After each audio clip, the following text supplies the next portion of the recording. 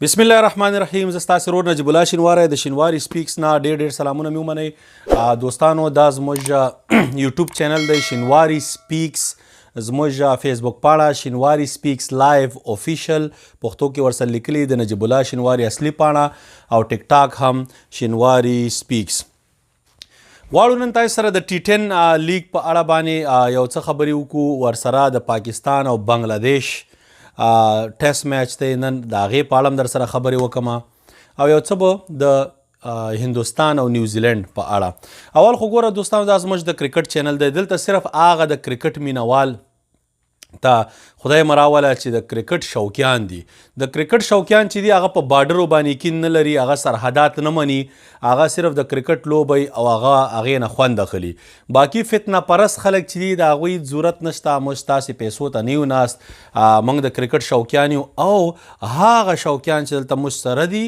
هغوی سره خپل نظرونه شیر کوو. که راځئ سبسکرایب کوئ، زړه د خلاصه کش ورکئ او چې نه یې کوئ په مخه مزیړي ګلونه. راځو ټي 10 لیګ تاول. ماشاءالله ګوره د دنیا مختلف قسم پلیران پکې دي، ډیر زیات. او نن خو د افغانانو ورځ وه، دوه افغان لوبغاړي دواړه وځلېده. یو څه خبرې موږ پرون هم په ټي 10 کړې وې. اول شروعات په وکړو د رحمان الله ګربز صاحب نه. ګوره موږ پرونی ویډیو کې ویلو چې ګربز صاحب ته موږ پخوا مشوره ورکړې وه چې هغې وخت کې هم ډېر خلک داسې راغله. په ټیک ټاک کې مې ویډیو کړې وه، هغه پی اس ایل کې چې به یې زیاتې ویډیوګانې او ټیک ټاکرونه او دې شیونو ته دا کوه، نو ما ورته دې نه لرې شه، فوکس وکړه په بیټینګ کې، ځکه تا سره مختلف قسم بالران دي، هغه نیټ کې پریکټس وکړه، ځان ښه کړه چې لیګ دوران کې هیڅ ټیک ټاک نه منو، هیڅ سوشل میډیا ستاسې دا شي نه پکې نه منو، ځکه ډسټراکشن راځي. ته بیا ګورې چې څومره وکته، تی شی وشو تی شی ونه شو. دا ټیک ټاک چې دا داسې هسپتال غوندې دی ښه، او په دې واټ کې چې یو ځل داخل شوې بیا ورځې. نو دغې د خاطره موږ رحمان الله ګربز صاحب ما ښه پیژني، زه هم پیژنم، او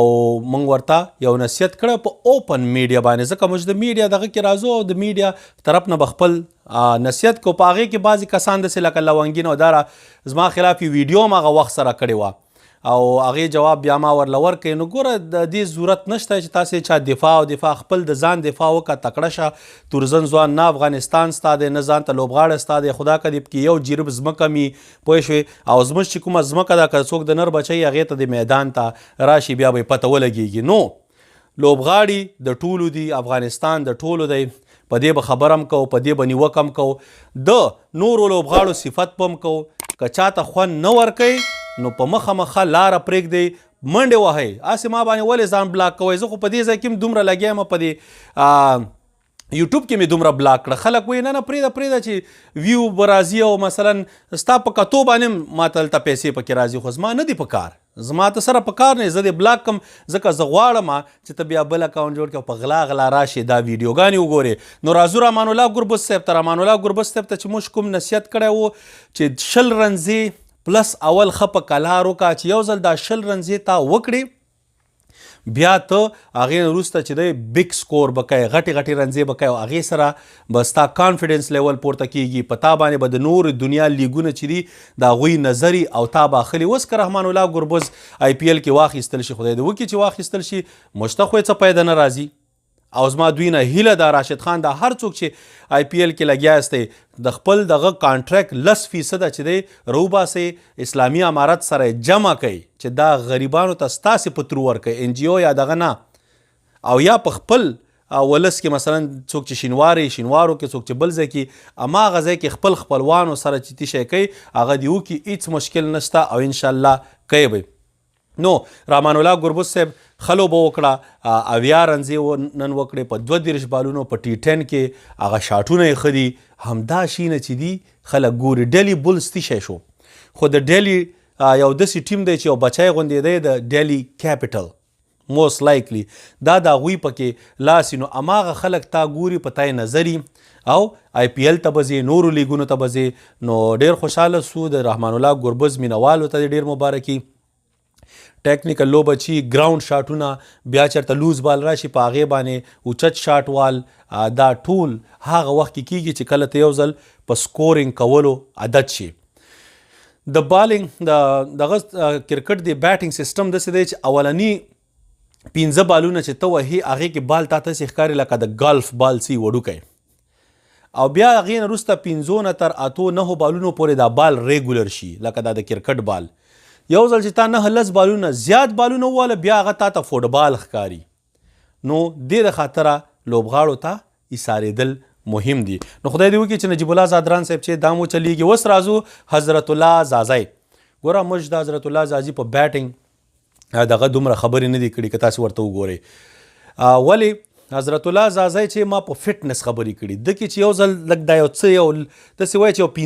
15 کیلو یا 10 کیلو وزن کم کی دا ایجیلیټي چې دا به ورکې راشي چې کویک موومنټ سي دا ډیر مهم دی دغه وزن د زیات شوی د پی اس ال نه وروسته زیات کړی دی نو دا چې بیرته راکم کی دا پکې راځي حضرت زازي کې یو کمال دی څونه چې دی په آف سټم باندې ویک دی هغې نه زیات دی په لیګ سټم باندې سټرانګ دی هغه بومره باندې تاسې یو شپږیزه ولیده ګوره بومره ډېر خطرناک یارکر کوي مګر هغه لاندې نه سې پورته کړه او شپږیزه شوه نو مطلب دغسې زه دا یو دغه ته ګورم او راتلونکی د ده انشاءالله ښه دی په ځان به کار کوي د ده دا اننګز ځکه مهم و دا 950 رنزې چې نن وکړي زما دپاره دې کې وهاب ریاض و د پاکستان ګوره 147-148 ته بال رسوي ټیمل ملز و 147-148 ته بال رسوي سپینر ورکې حسرنګه و ښه سپینر و د نړیوال جام کې تاسې ولید اندرې رسل و نو دې ټولو زور ولګاو او دی آوټ نه که نو دې مطلب دا دی دا لیګ سایډ چې ستا سټرانګ یې ته به یو میچ کې 2 میچو کې سکور کوې مګر که دی ورسره په ځان باندې همداسې وخت سره لږ نور کار هم وکړي انشاءالله ښه کېږي خو فټنس د ده ډېر مهم دی چې دا دغه شي دا به دا کور ډرایو طرف ته کټ شاټ معمولي سي ټاپ غوندې کوي نو ښه به شي راتلونکو کې باید ورباندې کار وشي کار هم دې ته نور لیګونو کې به سلیکټ کېږي او انشاءالله خدای دې وکړي چې آی پی ایل کې بګ ټورنمنټ 2 نوي ټیمونه پکې راځي یو نیور نو چې څه شی به کېږي خو خدای دې وکړي چې زموږ بیټسمینان د نړۍ لیګونو کې زیات لوبېږي او ښه شي نو ټول افغانانو ته دې مبارکي هغه افغانانو ته چې په وطن خفه کېږي واقعي افغانان هغه نه چې کنزلماران دي چې بزدلان دي او هسې ځان یادوي د تاسې پیژنې په سوشل میډیا کې هغه نه چې وطن سره خیانت کړی هغه افغان نه دی کنزلمار افغان نه دی اوس راځو د پاکستان او بنگلادیش ټیسټ میچ ته دواړه ښه ټیمونه د پاکستان ټیسټ میچ سکواډ چې دی دا دغه نه بدل دی د T20 ون ډے نه د پاکستان ټیسټ میچ کې دوی سره عابد علي او امام الحق لیفت رایټ کامبینیشن دی دواړه ډېر په کلار او حوصلې سره لوبه کوي د امام الحق ون ډے کې سکواډ کې هم دی یاره زما په نظر دواړه به یې دي ځکه ډېر ښایسته پلیران دي دا ټیکنیکل او عابد علي خو دا لیګ سایډ ته ډېر زیات سټرانګ دی تاسې به یې لوبه هم وګورئ نو دا دواړه ورسره ډېر ښایسته اوپنران دي بیلنس اوپنران دي ون ډاون اظهر علي ډېر وخت راسې لوبه کوي پاکستان لپاره او ښه سالډ پلیر دی نو دا پوزیشن کې هم څه مشکل نشته نمبر 4 بابر اعظم دی بابر اعظم کې ګوره خبرې کول چې دي دا هسې بې ځایه دغه هغې کې د خبرو ځای نشته بعضې پلیران داسې چې ویرات کوهلي بابر اعظم جو روټ کین ویلیمسن سټیو سمیت دا داسې چې دا یو ډېر ښایسته پلیران دي د دوی لوبه کتل خوند کوي نو بابر اعظم نمبر 4 نمبر 5 فواد عالم دا هغه کس ته ګوره ډېره زیاته خواري کړې وه ډومestic کې که څوک غواړي چې انسپایریشن واخلي کرکټ دنه واخلي څومره دومره ویک پلیر و یو وخت کې مګر ډومestic کې سکور کاوه اخر سلیکټ شو هغه د پاکستان لپاره لګیا دی کنزسټنټ سینچریان یې وهي نو د پاکستان دا ایریا ډېره سټرانګ ده شپږم ورسره رضوان دی د پاکستان بالنګ لاین اپ نسیم شاه شاهین افریدي زما په خیال حسن علي دا به بالنګ کې ورسره محمد نواز او نعمان علي داسې ښکاري چې دا به وي کې دواړه لیفټ آرم زه نه پوهېږم چې دا یو باید رایټ هینډر وای خو ښکاري چې ویک دغه پوینټ به مګر معلومات پې وشي زما په نظر دواړه بد نه دي سپیشلی نعمان علي خو بال داسې فلایټ کوي او دغه کوي چې وکټ اخیستو والا بالر دی دا د پاکستان ټیسټ ټیم دی ډېر بیلنس برابر ټیم دی کار یې په خپل ټیم باندې کړی همدغسې باید سړی ته زده کړي د چا نه نفرت مه کوئ چا دښمني او دا شي نه هغه زده کړه کوئ کرکټ د زده کړې لوبه ده هېڅ مشکل نشته څوک ته اسټرالیا نه زده کړي هېڅ مشکل نشته چې پاکستان نه زده کړي هندوستان نه زده کړي خپل ټیم دی راښه کا نو بنګلادیش ثاقب الحسن تمیم اقبال مشفق الرحیم دا د دوی هغه ټاپ 3 نمونه محمد الله خو ریټایر سو دا 3 هغه پلیران دي چې همدې د وجې بنګلادیش ټیم یو څه پرفارمنس خاص کوي مګر هغې کې 2 چې دي نشته انجري د وجې او مشفق الرحیم دا شته دی ګورو به چې دی څنګه پرفارمنس کوي نورې شادمان او دغه شادمان او نور داسې یو څه پلیران ورسره دي خو ټول ینګسټر دي نوي دي ګورو به معلومات به څنګه چل کېږي زما په نظر ګوره ټیسټ میچ کې اول ورځ نه پریډکشن ورکول په کار نه دی دغه نه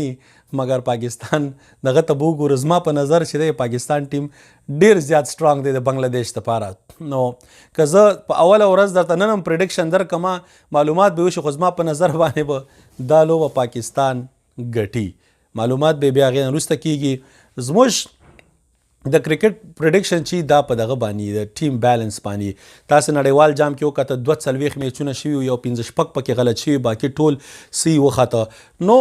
د پښتنو دپاره دا چینل دی چرته چې یسته د نړۍ هر ګوټ کې پښتنو دی چینل ته به کش ورکوئ دې پسې مه ګرځه چې کوم پاسپورټ دی رسره د کوم وطن هر ځای کې نړۍ هر ګوټ کې پښتونه زما د زړه سره وایي شو او زموږ هم دا کار دی او دې ځای نه چې کوم یو شی نیم راځي که نه بس هغې تاسې غم مه کوئ هغه به هغې کې انشاءالله خدای دې تاسې ته هم اجر درکړي نور په هغې باندې زیاتې خبرې نه کوم ما مخکې هم کړې ده نو د پاکستان ټیم لیټس say they will beat بنګلادیش راځو انډیا ورسز نیوزیلینډ ته انډیا په خپل هوم کې سټرانګ ټیم دی مضبوط ټیم دی مګر نه ورسره ویرات کوهلي و نه ورسره روهت شرما بیا هم هندوستان هغسې روان دی هغه چې کوم پلیران یې وو سبمان ګل پکې 50 والا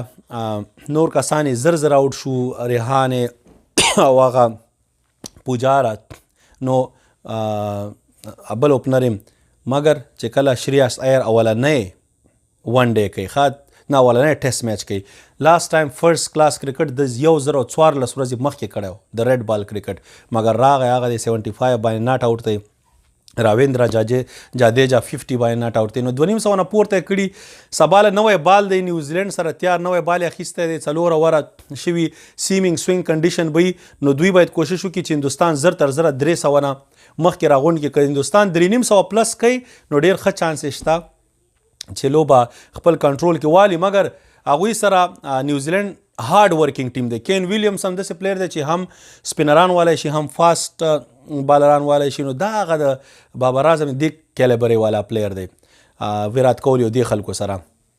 دا ورته مهم دی دا باقي کسان هم دوی همیشه هارد ورکینګ ټیم دی فیلډران هم خواري کوي نو انشاءالله معلومات به وشي اوس خو په پریډکشن نه ورکو خو سبا زما په نظر باندې دوی باید کوشش وکړي چې انډر 300 یې راغونډوي نیوزیلینډ دپاره ښه ده که 350 پلس کوي نو د انډیا ایج ور باندې زیاتیږي بیا به سبا په دې باندې خبره کوو په میچ باندې دا خو میچ همداسې رواني ستاسې ټولو د کتلو شیر کولو نه یو جهان مننه په لوی الله مسپارم ستاسې رور نجیب الله شینواری د شینواری سپیکس دا زموږ یوټیوب چینل دی فیسبوک